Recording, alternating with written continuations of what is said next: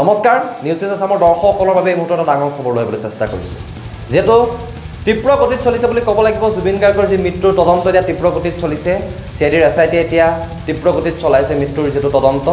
আৰু তাৰ পৰিপ্ৰেক্ষিতত এতিয়া ডাঙৰ এটা আপডেট আহি পৰিছে ক'ত ৰখা হ'ব জুবিন হত্যাৰ অভিযুক্তক ক'ত ৰখা হ'ব ইয়াক লৈ এটা ডাঙৰ প্ৰশ্ন হৈছে আৰু শেহতীয়াভাৱে আমাৰ হাতত আহি পৰিছে এক ডাঙৰ আপডেট আৰু সেই আপডেটটো হৈছে যে শেহতীয়াকৈ লাভ কৰা আমাৰ তথ্য অনুসৰি গুৱাহাটী কেন্দ্ৰীয় কাৰাগাৰত হঠাৎ আৰম্ভ হৈছে যুদ্ধকালীন তৎপৰতা হঠাৎ ব্যস্ত হৈ পৰিছে কাৰাগাৰৰ কৰ্তৃপক্ষ হঠাৎ বৃদ্ধি কৰা হৈছে গুৱাহাটী কেন্দ্ৰীয় কাৰাগাৰৰ নিৰাপত্তাৰক্ষী আৰু ইয়াক চাবলৈ গ'লে অনুমান কৰিব পাৰি যে হয়তো গুৱাহাটী কেন্দ্ৰীয় কাৰাগাৰতে ৰখা হ'ব জুবিন গাৰ্গৰ মৃত্যুত নাম সাঙুৰ খোৱা সেই অভিযুক্তসকলক গুৱাহাটী কেন্দ্ৰীয় কাৰাগাৰতে সিহঁতৰ শেষ স্থান হ'ব বুলি ইয়াকে লৈ অনুমান কৰিব পাৰি আৰু এই খবৰটো আমি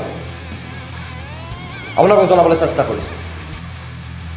জুবিন গাৰ্গৰ হত্যাৰ অভিযুক্তক ৰখা স্থানক লৈ আহি পৰিছে ডাঙৰ আপডেট ক্ষীপ্ৰ গতিত চলিছে জুবিন গাৰ্গৰ মৃত্যুৰ তদন্ত আনফালে জুবিন গাৰ্গৰ ৰহস্যজনক মৃত্যুৰ অভিযুক্তক লৈ আহিছে এটা ডাঙৰ আপডেট ক'ত ৰখা হ'ব জুবিন গাৰ্গৰ মৃত্যুৰ অভিযুক্ত শেহতীয়াকৈ লাভ কৰা তথ্য অনুসৰি গুৱাহাটী কেন্দ্ৰীয় কাৰাগাৰত হঠাৎ আৰম্ভ হৈছে যুদ্ধকালীন তৎপৰতা হঠাৎ ব্যস্ত হৈ পৰিছে কাৰাগাৰ কৰ্তৃপক্ষ হঠাৎ বৃদ্ধি কৰা হৈছে গুৱাহাটী কেন্দ্ৰীয় কাৰাগাৰৰ নিৰাপত্তাৰক্ষী গুৱাহাটী কেন্দ্ৰীয় কাৰাগাৰৰ চৌহদত আছুতীয়াকৈ সাজু কৰা হৈছে দুটা কোঠা আৰু সাজু কৰা হৈছে তাৰ লগত সংলগ্ন কৰা হৈছে শৌচাগাৰ আৰু ম্লানাগাৰ সাজু কৰা হৈছে বুলি এক প্ৰকাৰে ক'ব লাগিব কোঠা দুটাৰ প্ৰতিটো কোণ ঢুকি পোৱাকৈ সংস্থাপন কৰা হৈছে অত্যাধুনিক চিচিটিভি আৰু নতুনকৈ সংস্থাপন কৰা চিচিটিভিয়ে বন্দী কৰিব কোঠা দুটাৰ দৃশ্যৰ লগতে শব্দ জুবিন হত্যাত গ্ৰেপ্তাৰ হোৱা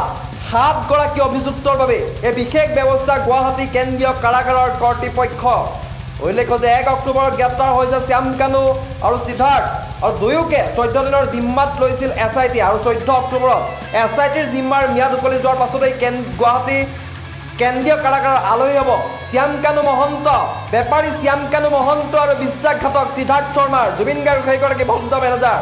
আনফালে 8 অক্টোবৰত গ্ৰেপ্তাৰ হোৱা সন্দীপন গাৰ্গৰ 7 দিনৰ এছআইটি জিম্মাত লৈছিল আৰু 14 অক্টোবৰত সন্দীপন গাৰ্গে যাত্ৰা কৰিব লাগিব জেললৈ আজি গ্ৰেপ্তাৰ হোৱা নন্দেশ্বৰ বৰা আৰু পৰেশ বৈশ্য 5 দিনৰ বাবে এছআইটিয়ে নিজৰ জিম্মাত লৈছিল 14 অক্টোবৰতেই নন্দেশ্বৰ বৰা আৰু পৰেশ বৈশ্যই যাত্ৰা কৰিব লাগিব জেললৈ এই মুহূৰ্তৰ এই ডাঙৰ খবৰটো জনাই আছোঁ ক্ষীপ্ৰ গতিত চলিছিল জুবিন গাৰ্গৰ মৃত্যুৰ তদন্ত আৰু ডাঙৰ আপডেট আহি পৰিছে এই মুহূৰ্তত জুবিন গাৰ্গৰ জোনালীস্থিত যি ষ্টুডিঅ' আছে সেই ষ্টুডিঅ' নিৰ্মাণৰ নামত টকা লুণ্ঠনৰ অভিযোগিত শেখৰ জ্যোতি গোস্বামীৰ বিৰুদ্ধে এই মুহূৰ্তত ডাঙৰ খবৰ জুবিন গাৰ্গৰ জোনালীস্থিত ষ্টুডিঅ'ত নিৰ্মাণৰ নামত টকা লুণ্ঠনৰ অভিযোগ শেখৰ জ্যোতি গোস্বামীৰ বিৰুদ্ধে সিআইডিৰ জেৰাত পোহৰলৈ আহিছে ভয়ংকৰ তথ্য জোনালীস্থিত ষ্টুডিঅ'ত জুবিন গাৰ্গে ব্যৱহাৰ কৰা মাইকটো আছিল মাইকটো 16 লাখ টকা বুলি কোৱা হৈছিল কিন্তু সেই মাইকটো 16 লাখ টকাৰ নাছিল 5,08,474 টকাহে ক্ৰয় কৰিছিল মাইক্ৰফোনটো ষ্টুডিঅ' নিৰ্মাণৰ সময়ত সকলো দায়িত্ব লৈছিল বাদ্যযন্ত্ৰী শেখৰ আৰু জুবিন গাৰ্গৰ মেনেজাৰ সিদ্ধাৰ্থে ষ্টুডিঅ'ত সামগ্ৰী ক্ৰয় কৰোঁতে বৃহৎ লুণ্ঠন চলাইছিল শেখৰ আৰু সিদ্ধাৰ্থে সিআইডিৰ জেৰাত এটাকৈ স্বীকাৰোক্তি দিছে দুই অভিযুক্তই পৰৱৰ্তী সময়ত আৰু বহু এনেকুৱা তথ্য পোহৰলৈ আহিব এই দুই অভিযুক্তৰ পৰা